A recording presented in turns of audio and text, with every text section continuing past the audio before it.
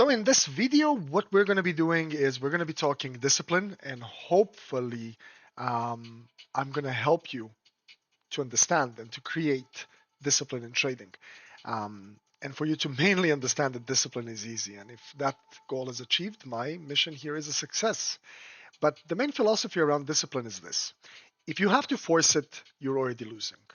Most traders, what they do with discipline is that they don't understand it fully.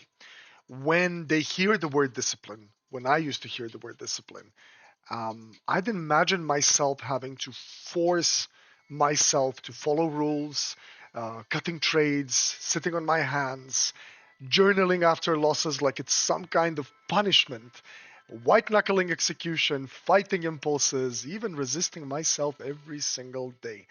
And that approach never works long term. Because if you have to force discipline in trading, you're eventually going to break. It's just not going to work. And that is not a character flaw. It's just a misunderstanding of how discipline actually works and how the mind actually works. So, throughout my studies, I've come to a conclusion that we are already very disciplined. We are just not disciplined towards the outcomes that we actually want.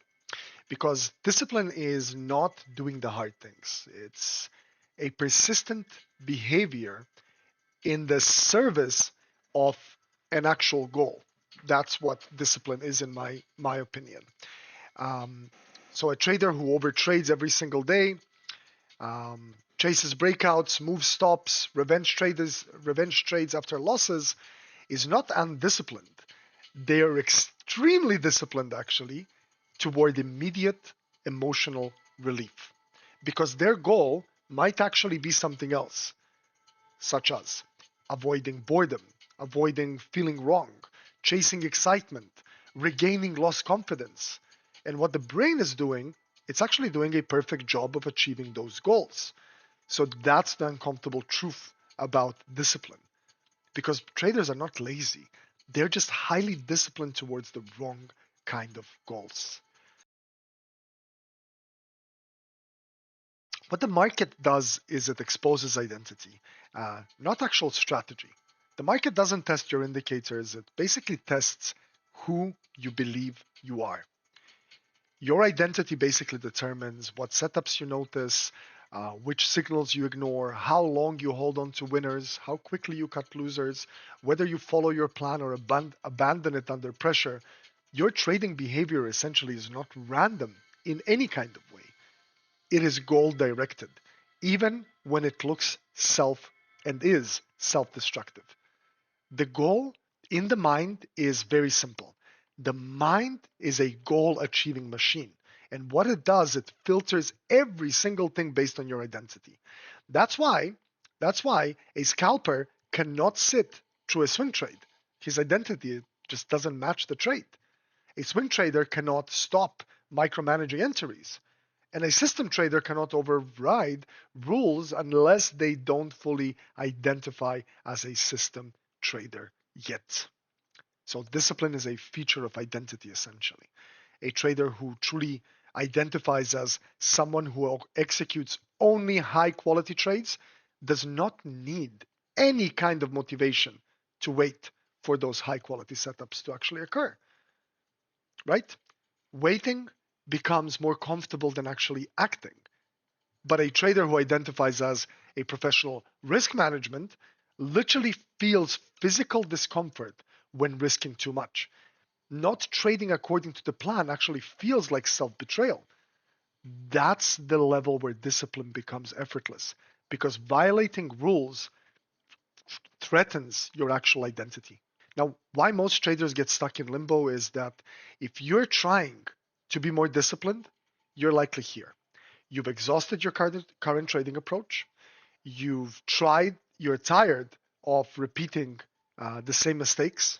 You can feel something needs to change, but forcing rules hasn't worked. This phase feels confusing. You call it lack of discipline. It's not. It's a transition.